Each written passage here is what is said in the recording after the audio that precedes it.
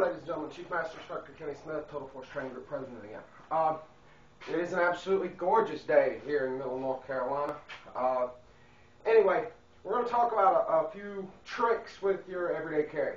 I have light and heavy everyday carry, depending on where I'm going, what I'm doing, how far from home I am. I'm not going through the contents of my updated man purse, but I'm not going through that right now. First thing is you need to talk to a woman on some of this if you're a guy, because I have zero fashion sense. I just do. I just have none of it. So I actually had to learn the hard way. Concealed carry is a total lifestyle. So if you're carrying concealed, you have to start with your wardrobe at first. The biggest thing is, and I learned this the hard way too, naturally I wear about a size 35 breeches, so I'll get 36 just so it's more comfortable. But if you carry a gun inside your waistband, you better have bigger ones. So I buy 38s and carry my gun inside the waistband. That does two things. Number one, it gives me room so I can move and I'm not got a sharp edge digging in somewhere or whatever, especially carrying appendix. Those slide serrations, if they're pulled too tight, hurt like a mother. But anyway, also if I don't have my gun on, either I'm carrying outside the waistband and I cinch my belt down really tight to keep it in place, or if I don't have my holster inside the waistband, my pants fall down. So it keeps me honest about carrying. Also, because of that, I actually have quite a bit of extra room in the waistband, so if I want to go heavy, I can carry more stuff in there. But, I'm going to kind of go through mine. The biggest thing is, besides the size of your pants, wear a dark colored shirt, okay? Because, like an undershirt, beside my mag pouch hanging out there, that black gun shows, especially with my fat gut pushing against it, okay? And we'll talk about some placement of some things in a minute. But once you get that, depending on how you're carrying a mag pouch up front, like I am today, you might not want to go open front. I wouldn't. But anyway, loose fitting top shirt is fine. Okay. Next, where do you carry your gun? That's a personal choice. I carry appendix when I'm carrying inside the waistband. I carry just right behind following the seam when I'm carrying on the belt. I'm getting to where I'll carry almost in the same position as I carry inside the waistband with outside the waistband holster. I'll go through my holster battery in a minute, except for the one I'm wearing now, because it's ugly. It's extremely comfortable, but it's ugly. I make my own Kydex holsters, so there's no one to blame for that but me. But anyway, let's talk. You got your gun. So what about knives? I carry a folding knife. This is a Benchmade 615 Mini Ruckus. I had a Spyderco Waved Enduro I was carrying. I don't know where the hell I put it. But I carry that in position for underhanded or reverse grip with the edge out. That could be for weapon retention or, just honestly, the thing this knife does the most is it cleans my fingernails out. So, also directly above that, this is my weapon retention knife. I highly recommend the K-Bar TDI. If you're only going to carry one knife, I honestly believe this should be it for a concealed carry guy or gal, and I'll do a video on that later. If you want to carry an impact weapon, works real good. Right up there up front. I actually don't carry this concealed anymore. I'm on my own property, so it really doesn't matter. As long as it's legal to possess, you can kind of do what you want here. Definitely not legal in some jurisdictions. It works fine tucked in a back pocket. It's pretty quick to deploy. And that was about half-assed deployment, so that wasn't. And there we go. But you can carry that. You can carry a fixed blade on the opposite side. This little Smith & Wesson HRT. Again, I don't carry that concealed on my person anymore because it's long enough to get you in some serious trouble. The biggest thing I want to talk about is mag placement for the concealed carry guy or gal. First thing I'm going to do, clear my weapon out, magazine out, finger bang mag well. That weapon is clear. Okay. Now, I'm not going to rack the slide because these mags are loaded. Okay. Now, I don't have a cameraman that's propped up on basically it's an oil drain tube extender for a motorcycle that we have here. But anyway, it holds the camera just fine. So we're going to talk about carrying on the hip or behind the hip, where most people associate reloads, and in front of the hip in a horizontal position. And that could be on either side. I like it over here, but that's because I have my TDI right there. However works for you. Okay. We're going to talk about why you might want to try both. Not both at the same time unless you're carrying an abundance of mags. But I'm here, slide blocks back, pump the gun down. When I go for my new mag, I'm reaching all the way back here. Okay? And I carry bullets forward all the time. Alright, again, workspace reload. Alright. Alright, so, pump the magazine out, new mag in, slide release the rack, whichever. Okay, what about horizontal up front? Okay, my hand only has to follow this far. If I've got it under a garment, I don't have to lift it up. Alright, I can just basically catch my finger and run it inside the femoral nerve, okay, until everything rides up. Now I use a flat pouch here, pull it back, but you can use any others. I actually don't like carrying this pouch anymore. Draw it straight out, okay, lift my shirt up here a little bit. I am removing the concealment at this time just for the sake of so you can see here. Straight up, it turns straight into the mag well. Okay, you can do that if you'd like. And actually now, because I actually don't like this particular pouch. Nothing against this carry position, it's this pouch. When I first started carrying a mag horizontal up there, this is the only pouch I had that would do it. This is actually a flashlight pouch for an Innova X5. Awesome little flashlights, if you can still find them, by the way. But anyway, this is meant for like wear on a duty belt. If I was a police officer with leeway that I could kind of do what I want, I might be tempted to carry this pouch. But I'm not. So you can carry horizontally if you'd like. You don't have to. But again, all about options. The holster decided to move a little bit. Okay. Anyway, that was a very odd thing right there. Apparently I need to tighten that bolt up holding my belt loop on. But you can carry an impact weapon. You should carry a folding edge weapon. You're going to carry a fixed blade. I highly recommend the TDI if legal in your jurisdiction. If not, big boy rules, big girl rules apply. I didn't tell you to do it. I didn't tell you not to either. I'm just saying, maybe legal, maybe not. It's your responsibility to check the law. Number of mags. How many mags? I carry 2. I never carry less than 2 magazines. I couldn't find it. My personal life's been a shambles for the last few months, so Lord only knows where in my bedroom that damn thing is. But anyway, I'm just very busy and very disorganized is what I meant by that. But I have no idea where I put that. It's a Kydex inside the waistband mag pouch. I'm kind of glad I didn't find it because I'd hate to show it to somebody because it is friggin' ugly. I mean, it is ugly. But this is a Blade Tech double. I got it from Grey Group Training, which is just up the road from me, about an hour away in Fayetteville. If you need tactical gear, go to Grey Group. Awesome people. They know their shit.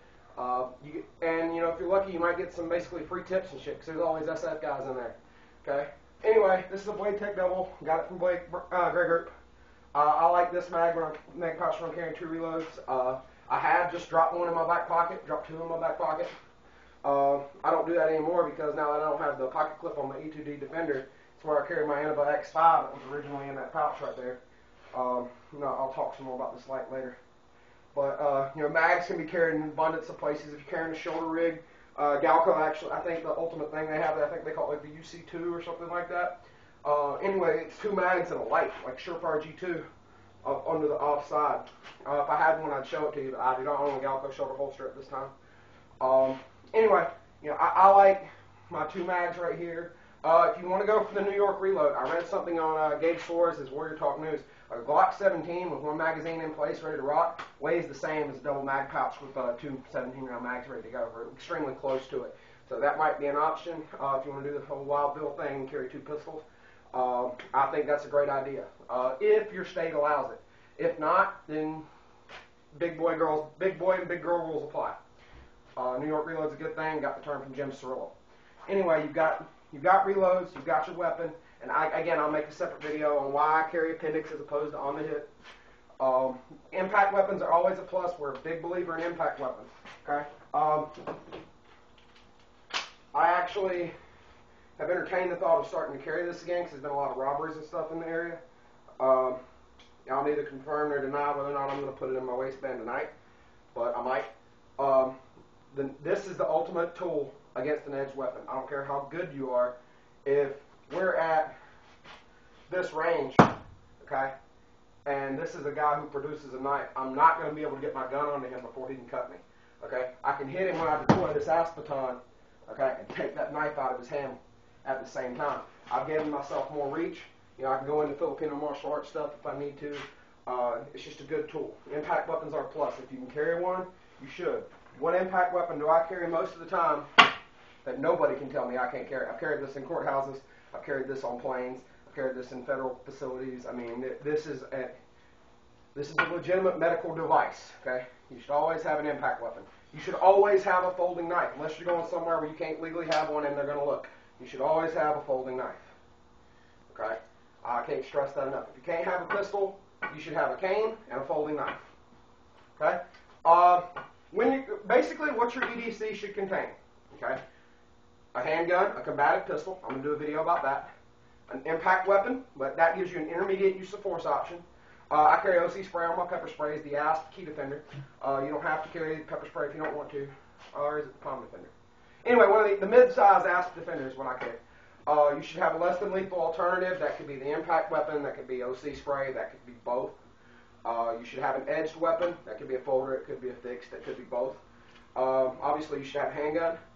You should have at least one reload for your handgun. And I'll touch on that in my combative pistol video. I prefer to carry at least two. Reason for that, I used to be a bad guy, and I can tell you I never partied alone, ever.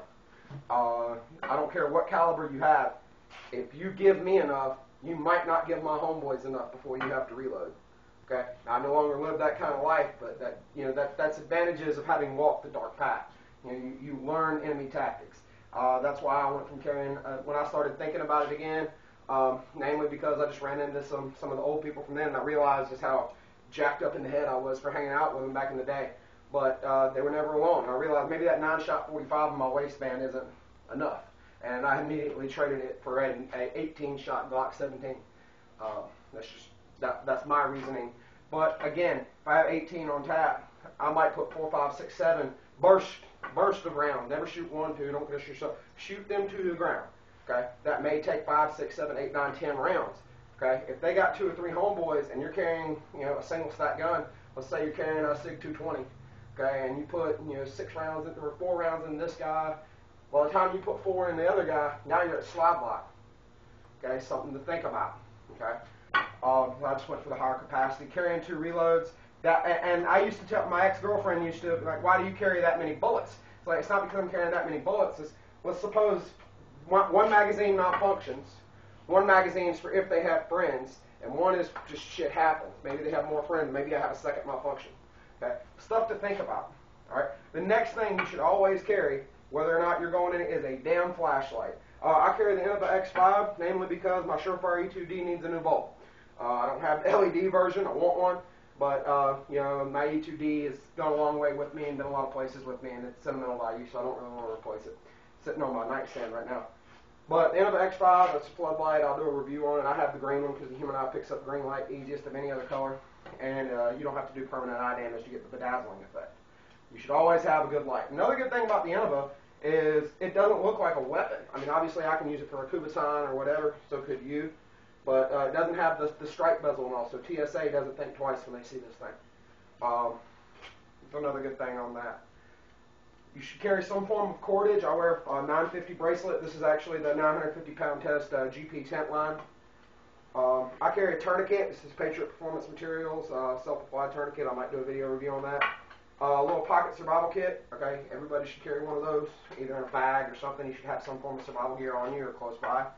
A timepiece. Okay, right now I'm carrying an old pocket watch that's been in my family for generations, but you should have a good way of carrying time. Okay, you should be able to tell the time. And the last thing everybody should carry is a source of fire. Okay, if you're a man, lighting someone a cigarette for them can go a long way to keep you out of trouble. When I was bouncing, I offered to light somebody a cigarette when they're outside and they're heated. Don't matter, man, woman, whatever. Hey, man, here, I got you. That has saved me a lot of ass whoopings. Okay, why? Because I worked in a Latin club and didn't speak a word of Spanish except for like hola and habla and a bunch of stuff that you wouldn't say to your preacher. Okay, as far as placement, you can carry anything you can carry horizontal or vertical.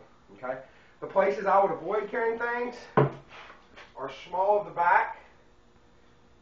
I don't like carrying a primary gun in a pocket unless it's in a coat pocket, and then it's not so much a primary as it is a first strike option. If you're carrying in a pocket, I don't like carrying semi-autos in pockets, especially not coat pockets. In my hands, in my coat pocket, I can shoot a revolver easily through that pocket. Okay, if I need to start shooting, holes in my coat are the least of my concerns. Okay, I don't like ankles for primary carry. I think it's a great backup spot, but you should never carry your only gun on the ankle. You just shouldn't. Masayoub has, he's a big proponent of ankle holsters, but he'll also be the first guy to tell you you should never carry your primary gun on your ankle. Okay, there's a reason for that. All right, it's too far to get to. I like shoulder holsters, vertical or horizontal. I'm more partial to a horizontal or an angled. Why? Because if obviously if I was carrying a shoulder holster, my shirt would be totally unbuttoned, so I could get to it, but I can have my hand in here, pop that thumb brake, and with a horizontal, if someone accosts me from behind, maybe I'm evading them or whatever, I can start putting bullets into them before I even start to draw. That would be like leaning back, push the muzzle into them. Gunfighting is not a safe sport. It's not a sport at all, and it's certainly far from safe. Okay, so get stuff like that out of your mind when it comes to gunfighting tactics. Okay. Anyway, same thing with any fight. The other last two things you should always have with you are things that nobody can take from you. Well, three. One of them is your evil genius brain. You should be able to look around and find a weapon anywhere. Okay. That weapon could be a balcony that somebody's standing beside that you're going to throw them off. Okay. That weapon could be a plate glass window you're going to put them through, a beer bottle on the counter, a chair to beat them over the head with, a padlock and a sock. That big box, that big pocket full of change and shit. Take your sock off and whack them upside the head with it. Okay? Evil genius mind. Nobody can take away from you. The second should be your mean gene. That switch you cut on to go from perfectly like calm teddy bear to high order violence. Okay? The last one should be good empty hand skills. If you can't fight with your hands, you can't fight with a gun. If you can't fight with your hands, you for damn sure can't fight with a knife or a stick. So cultivate your empty hand training, cultivate your mean gene, start thinking like an evil genius. Study the criminals. They do this stuff for a living too. Okay? Study what they're doing. There might be a reason for it. If you're a police officer, or well, I want to act like a criminal because they do stuff that you don't know about. Okay? Besides knowing your enemy, maybe you're going somewhere where you can't. Leosa covers guns. That's true. But Leosa also doesn't cover you when you pick your kids up at school. Okay? When you're off duty. Things like that. Think like an evil genius. All right? So, you've got your hand-to-hand skills. You've got your evil genius mind. You've cultivated your mean gene. All right? You went and bought yourself a good light, good survival kit. Got you some cordage on you, fire starting device, timepiece. Good nice folder. Maybe you got yourself a fixed blade. You got yourself an impact weapon. Hopefully you got a cane from Grandmaster Shuley at Cane Masters. Hell of a nice guy. Getting this thing out of the way right quick. Oh, screw it. Okay, anyway, you got yourself a nice impact weapon. Maybe you went ahead and got yourself an ASP. And you got yourself a nice handgun, a true combative pistol. Learn how to use it. 1 is none, 2 is 1, 3 is probably better. So you invested in a backup for everything. All right, now that's a good heavy EDC option. Light EDC option, maybe you ditch the backups. My light EDC is my pistol, 2 reloads. All right, 1 in my inside the waistband carry and 1 in my pocket. My light, my ruckus, and my PSK, my cordage, and my lighter, and my watch. Okay, so I ditch a bunch of the heavy stuff. I do carry my cane everywhere, so I'm hobbling on my cane. Perfectly healthy guy hobbling on a cane, but it's legal. I actually do have bad knees, so I don't mind it. I've learned the knee patient walk really well from experience. So anyway, I hope that gives y'all some taste on the EDCs. Hopefully someone will make a video response and reply. I put a video of my heavy EDC when I was carrying Glock 40 on a while back, and it's very heavy. It's 22 pounds is what it was then. That's not fun to carry, and you see it. As soon as I got done talking about it, I shed the backups to backups to backups here. There's a reason for that. All right, so I hope y'all enjoyed this. Stay frosty, stay in the fight.